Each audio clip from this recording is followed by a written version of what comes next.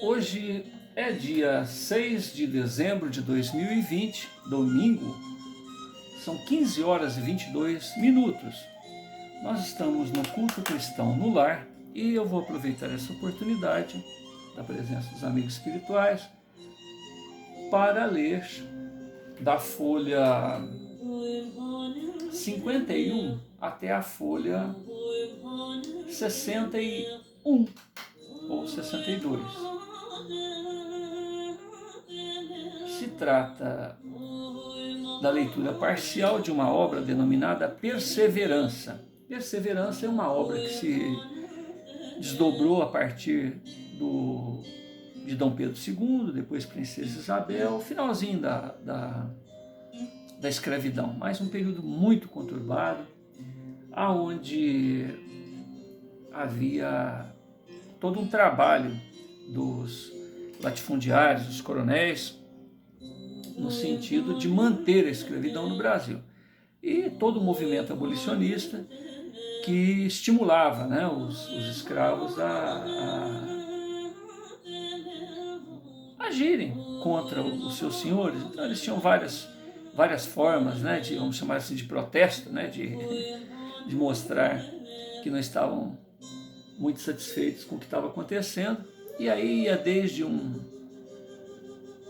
trabalho mal feito na lavoura, havia uma paralisação, um protesto mesmo, uma paralisação por horas ou às vezes até por dias, e outras coisas mais graves, né, tipo suicídios, as mulheres abortavam seus filhos, as escravas, e com isso as amas de leite, por exemplo, que eram escravas mais chegadas, né, porque tinham que amamentar os filhos dos coronéis, quando elas resolviam que não iam mais trabalhar, que não iam mais fazer o serviço delas, eram colocadas à venda.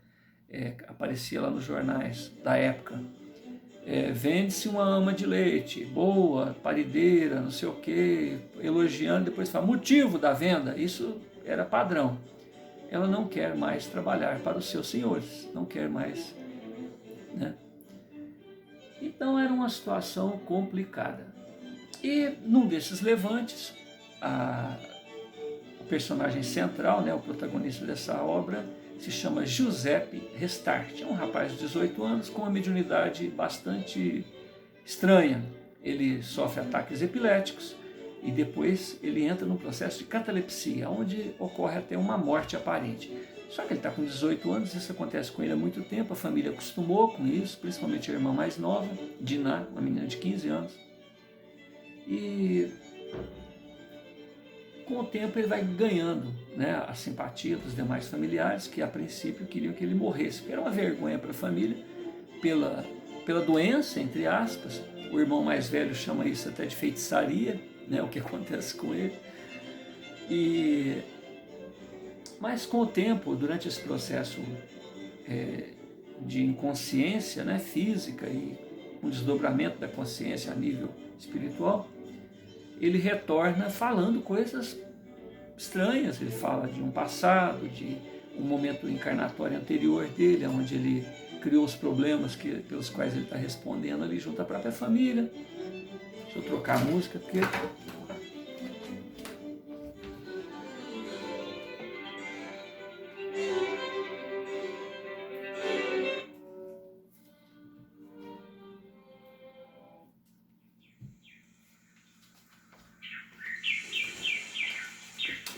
a música estava muito agitada, né? E o irmão dele, mais velho, chamado Sarvin, 21 anos, ele seguia as tradições do coronelato.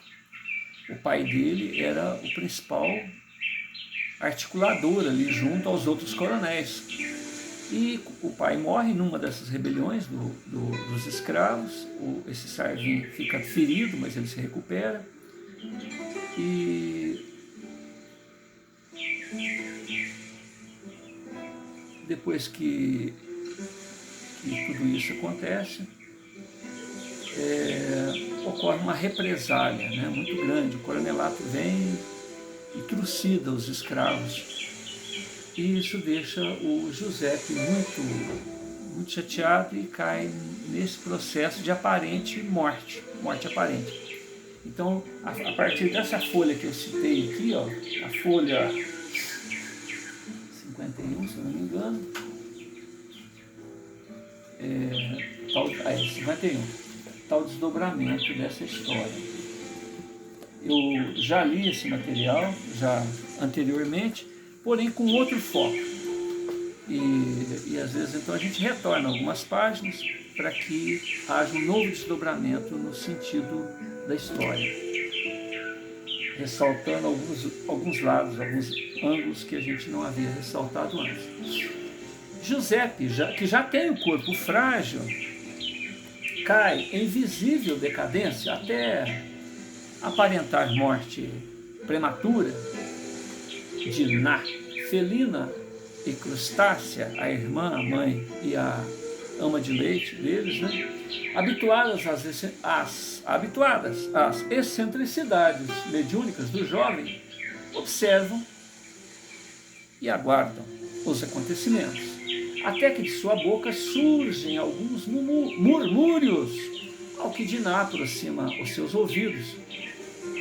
Nos lábios do irmão, uma voz advena, inspiradora, tranquila, assegura: queridas irmãs, que a paz de Jesus permaneça em vossas almas, ou em nossas almas, famintas de luz e paz. Não temais os acontecimentos e nem pela saúde do jovem Giuseppe, que está apenas debilitado.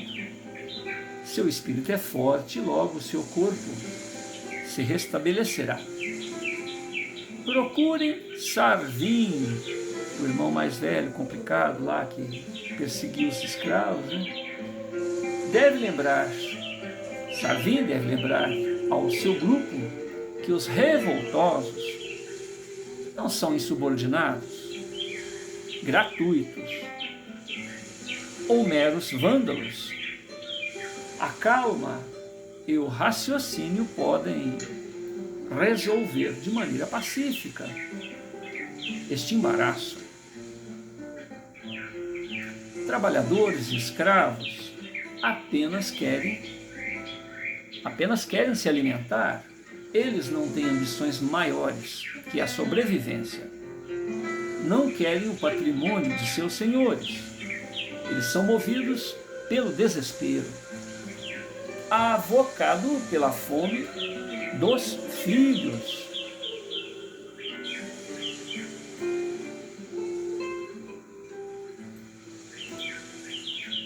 Apenas para esclarecimento, durante a colheita, a boca dos escravos era ferrada, era colocado um tampão e preso aqui, ó, com parafusos, para que não comessem do que eles estavam colhendo. E com isto, nem eles mesmos se alimentavam direito, quanto mais então levar o alimento para os filhos, né? E isso criou o pânico. E os senhores ali sequer se interessavam, não estavam nem aí com isso. Chegou numa situação insustentável. Lembrando que não havia somente escravos, haviam alforriados, haviam pessoas que nem eram escravos, pessoas brancas da sociedade, mas que ganhavam muito pouco, que vivia quase que no regime de escravidão mesmo. Trabalhava às vezes em troca do pão de cada dia, num pão muito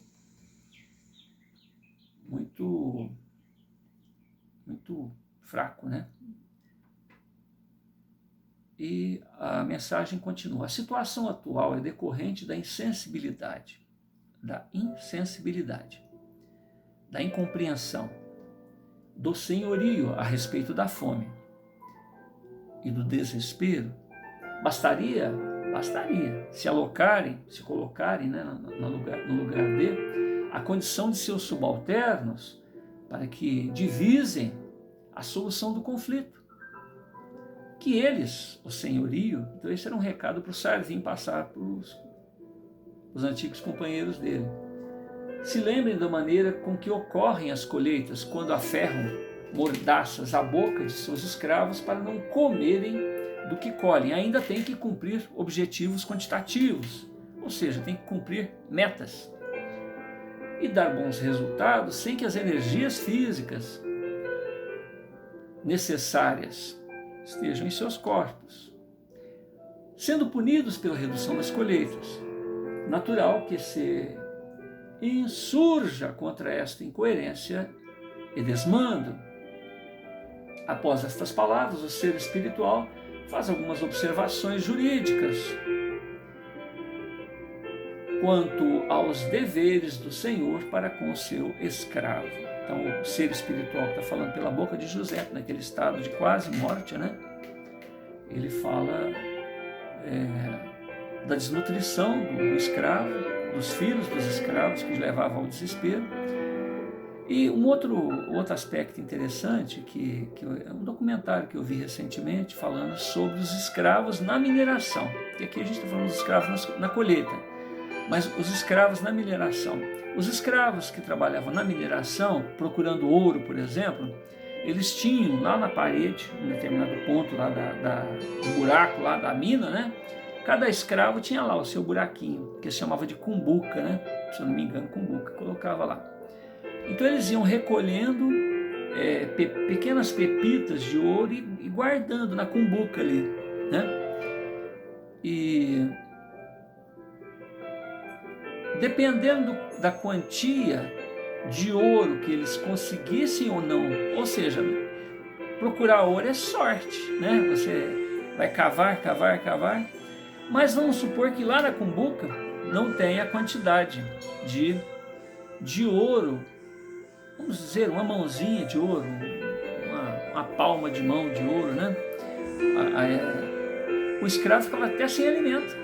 Ele não recebia o alimento do dia, trabalhava o dia inteiro na mineração e se ele não conseguisse ter a sorte de encontrar o ouro, ele ficava sem alimento. Ou então a ração dele, que seria uma conchazinha, uma cuia, né? Imagina uma cuia de coco, que seria uma cuiazinha para ele se alimentar, naquele dia seria reduzida à metade. Então ele teria que se desdobrar para achar o ouro, né? Então o indivíduo que era descendente de escravos e vivia naquelas regiões das minas ali, ele explicava tudo isso.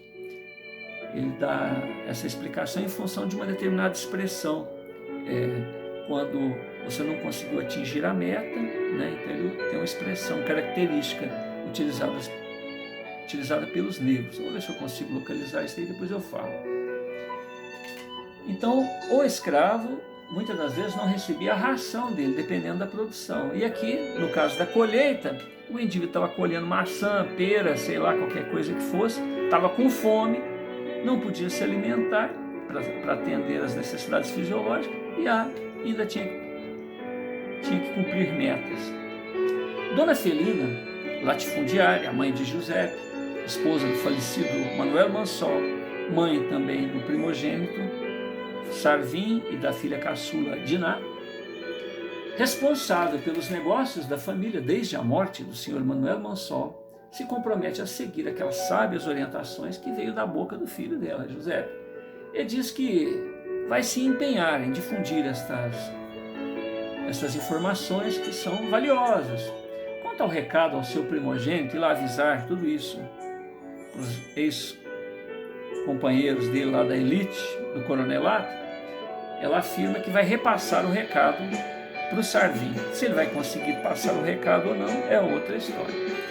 Instantes após, Giuseppe recobra a tez rósea e as feições que lhe são próprias, agitando-se como quem sai de profundo sono, profundo e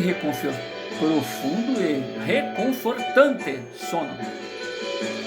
Abre os olhos e percebe os olhares acolhedores de Diná Crustácea, Dona Felina, a matrona contrita e grata em olhar maternal, porém ainda em silêncio, toma o filho pela mão, apoia-o nos braços e o acomoda em uma espreguiçadeira, porque até então ele estava no leito, ele estava morto, né?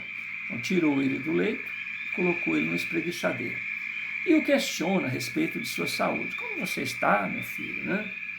Ao que Giuseppe faz um gracejo, ainda bocejando, afirma: isto aqui está até parecendo um velório. Um detalhe, Giuseppe era inconsciente, ele não sabia do recado que ele acabara de repassar, né? Giuseppe, ainda bem humorado, solicita um copo d'água e questiona as fraternas a respeito de suas apreensões e as tenta dirimir. Ele não tinha consciência do recado que acabara de apresentar aos seus. Ao que Diná se antecipa e informa, Diná, a irmãzinha dele: querido irmão, acredito que você foi o portador, o meirinho de importante mensagem para que a paz volte a reinar em nossas plagas, em nossa região. Ouvindo estas palavras, o semblante de Giuseppe se ilumina. Os seus sinais vitais melhoram. Um fluxo energético percorre o seu corpo, despertado pela gratidão e pela fé. Ciente das consequências, da importância desta mensagem, a correr por conta da sabedoria e providência do alto, da providência divina, Giuseppe interrompe Diná e pede um alimento. Ele precisava se recuperar, afinal de contas, ele precisava sair do comodismo, reconhecendo que foi convocado a ofertar o seu melhor junto àquela coletividade. Ele, Giuseppe, pede apoio para se locomover para junto à natureza, sendo prontamente atendido. Estranhamente, ele inicia acisado e afetivo diálogo com as plantas, pássaros, pequenos animais, dizendo a estes seres da natureza em voz alta que eles deveriam permanecer vigilantes a partir daquela data, pois que receberiam a visita do Altíssimo, e se estivessem dormindo, não teriam a oportunidade de ouvir a importante mensagem dos lábios divinos, caminhando com dificuldade entre os diversos seres da natureza, mantendo-se circunspecto e com objetivo diálogo, ora com um e ora com outro ser da natureza. Página 53. Agregados, trabalhadores diversos que por ali estavam, observam o senhorzinho em suas corriqueiras esquisitices, e embora não o ironizasse, lamentavam que alguém que nasceu em família tão privilegiada tivesse tão pouco juízo na cabeça. Entretanto, a sua genitora, Dona Felina, e a sua irmã caçula, Diná, apreciavam aquelas atitudes inocentes, descomplicadas, quais as suas próprias infâncias, onde criavam o mundo ideal, cheio de fantasias. Entretanto, elas reconheciam que o fato em questão, o caso de Giuseppe é outro, ali havia um mistério ao ali havia um mistério ao qual não tinham a acuidade investigativa necessária para o desvendar, só lhes restando apreciar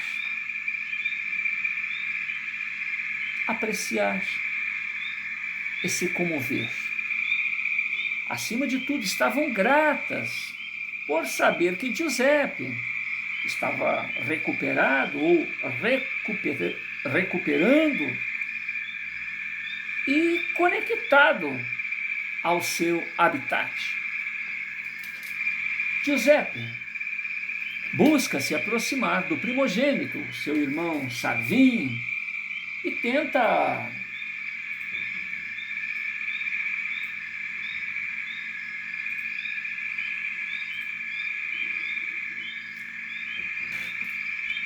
o Sarvin, momentos antes, acabaram de ter um desentendimento com os antigos colegas da elite, dos coronéis, porque desde a morte do pai dele, ele é que administrava as reuniões dos coronéis da região. E um deles lá coloca em xeque, né, a honra do Sarvin, ele tira da arma, dá um tiro no rapaz, mas erra. Pertinho ele erra a pontaria. Então ele estava lá o pessoal estava meio birrado com ele, porque ele quase matou um deles, né? O Giuseppe está ficando em casa. Então, nesse período que ele fica em casa, o Sarvin, né, fica em casa, o Giuseppe se aproxima dele e tenta, né, uma interação, porque o Sarvin está com 21 anos, o Giuseppe com 18, e desde o começo, que eles se entendem por gente, ocorrem esses fenômenos com Giuseppe, ele desmaia, fica quase aparentemente morto, mas depois acorda, né, contando umas histórias meio estranhas. Então sempre o Sarvin evitou o irmão. Tinha vergonha dele, tinha raiva dele, tinha ódio dele, nem sabia por quê. Mas aproveitando esse período que o Sarvin está em casa, porque ele não consegue nem participar das reuniões sociais, porque ele deu um tiro num dos colegas, né? O Giuseppe tenta se aproximar dele. Giuseppe busca se aproximar do primogênito e este, Sarvin, tenta se esquivar do encontro. Entretanto, Giuseppe o detém em um sincero abraço. Sarvin se esforça por se desvencilhar daquele gesto fraterno. Entretanto, uma força estranha o obriga a se render. E isto desperta a curiosidade de Sarvin e o impele a uma interação com o irmão, ou seja, com Giuseppe.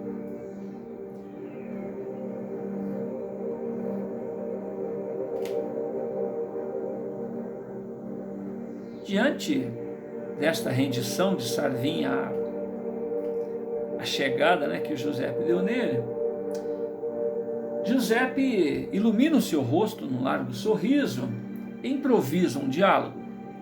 Estimado irmão, como é bom ter a sua presença em nossa casa, saber que a sua audácia, sua força, sua nobreza de caráter nos protegem. Confesso que muito admiro e, embora tenhamos diferentes pontos de vista, Giuseppe tenta mais algumas palavras, entretanto a interação é difícil para Sarvin, que já o evita desde longa data. A improvisada gentileza de Giuseppe, no entanto, comove o primogênito.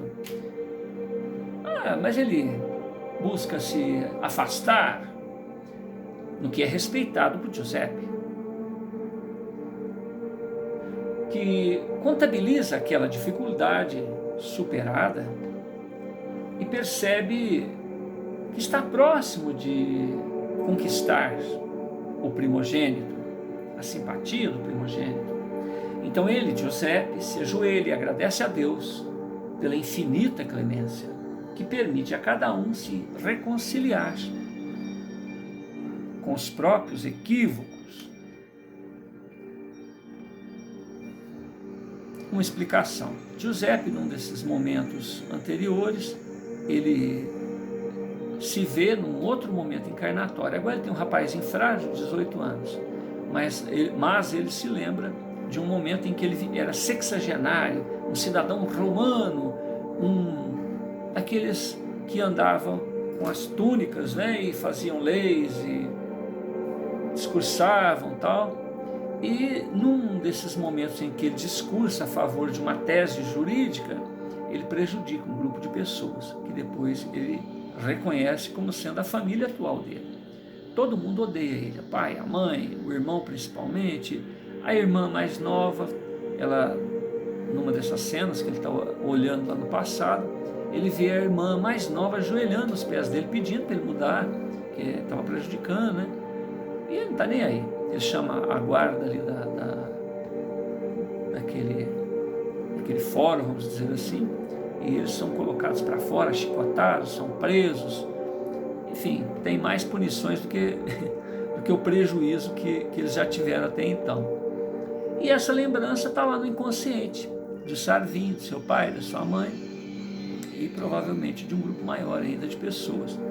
Então essa razão do desentendimento, da antipatia natural que o irmão tinha. Cada vez que Giuseppe desmaiava, ele desmaiava, caía, batia a cabeça no chão, babava, tudo aquilo que um ataque epilético favorece. E o irmão olhava aquilo, sabe, com um escárnio. Não era com piedade, era com escárnio ainda. Então por que isso? Ele está lá lembrando do que o outro fez com ele, né? Lembrando inconscientemente. E então fica ali, nesse clima, Giuseppe tentando ganhar a empatia do irmão, consciente do que ele fez lá atrás. Então ele contabiliza essa aproximação, esse resultado como positivo. Bom, continuando a leitura, ainda da página 53, mais difícil que o diálogo de Sarvinho e Giuseppe é o diálogo entre os interesses da elite e dos seus escravos, considerados como animais de produção, animalia domada e sem alma, adquiridos através de vil comércio, lucrativo comércio, com vida útil de 10 anos, 5 dos quais traziam o retorno financeiro do investimento aplicado, bestas utilizadas em serviços domésticos, urbanos, lavouras, mineração. Os escravos sempre reagiam à escravização, quer em rebeliões, já no interior dos navios negreiros, quer junto aos feitores, se recusando a trabalhar por dias, por horas, quer atentando contra a vida dos feitores e de seus senhores, quer fugindo individualmente ou em grupos para mocambos, esconderijo precário na mata, e quilombos, fortificações militarizadas dos escravos fugitivos, quer indo pedir socorro às instituições policiais, devido ao alto nível de opressão a que são submetidos, pedir socorro para a polícia. Mas para quem sabe, o coronelato se caracteriza por troca de favores, né? Então, eram reclamações infrutíferas. Alguns escravos impetravam disputas judiciais para intermediar a venda de parentes, ou seja, eles tentavam arrumar um jeito de não ficarem distantes dos seus parentes. Outros tentam se camuflar na população negra da cidade, se passando por alforriados. Então já havia as cartas de alforria. Haviam até movimentos abolicionistas cujos grupos falsificavam essas cartas de alforria. Enfim, eles eram estimulados, né, a essa situação. Escravas abortam, poupando a vida de desgraça para os seus filhos, e muitos outros cativos suicidam. Os ânimos continuam acirrados. Sarvim já não faz parte daquelas empreitadas de retaliação aos rebeldes. Pelo contrário, ele, Sarvim, começa a ceder à abordagem do seu irmão Giuseppe. E uma canhada transformação é percebida pelos amigos, ou pelos ex-amigos, os antigos compartes da elite conservadora, que agora tem Sarvim por traidor. O primogênito, ou seja, o filho mais novo, mais velho do falecido Manuel Mansol, reage, uma vez que ele próprio não observou estas mudanças. E, embaraçado em seu mundo íntimo, ele, Sarvim, causava conflitos dentro de casa. Ou seja, ele zoava o irmão Giuseppe, dizendo que ele era uma marica, que ele deveria vestir colocar colar, brinco e uma roupa comprida e ir para a cozinha, né? Ele era um maricão, ele dizia. E, por outro lado, zoava o irmão em casa e lá fora, já influenciado pelas ideias desse irmão mais novo, o maricão que ele falava, né? Ele tentava fazer com que os antigos compartes dele, os antigos indivíduos que retalhavam, né, os movimentos em que os negros procuravam mostrar que eles estavam indignados com o que estava acontecendo com ele, ele já falava havia necessidade de se conversar, que tinha que entrar num acordo, já não era mais, vamos lá, vamos matar, vamos pegar, vamos enforcar, vamos trucidar, né? E isso causava mais desmoralização para com a pessoa do Sarvim. Diante desses embaraços, Sarvim se sentia destruído.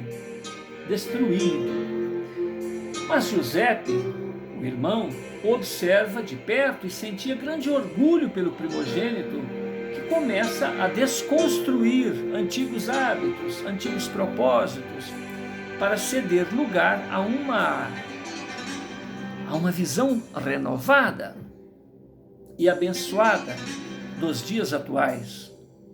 Giuseppe não media esforços em animar e elogiar Sarvim, referindo-se a ele, Sarvim, como missionário. Então vamos lembrar que agora há pouco, pela boca de Giuseppe, alguém disse, conversa com ele, pede para ele conversar com os... Então, Giuseppe viu isso como sendo um toque, né? que a missão do irmão dele, que antes queria acabar com os negros, era muito mais ampla. Ele teria uma visão renovada da vida e, com isso, teria um papel importante naquela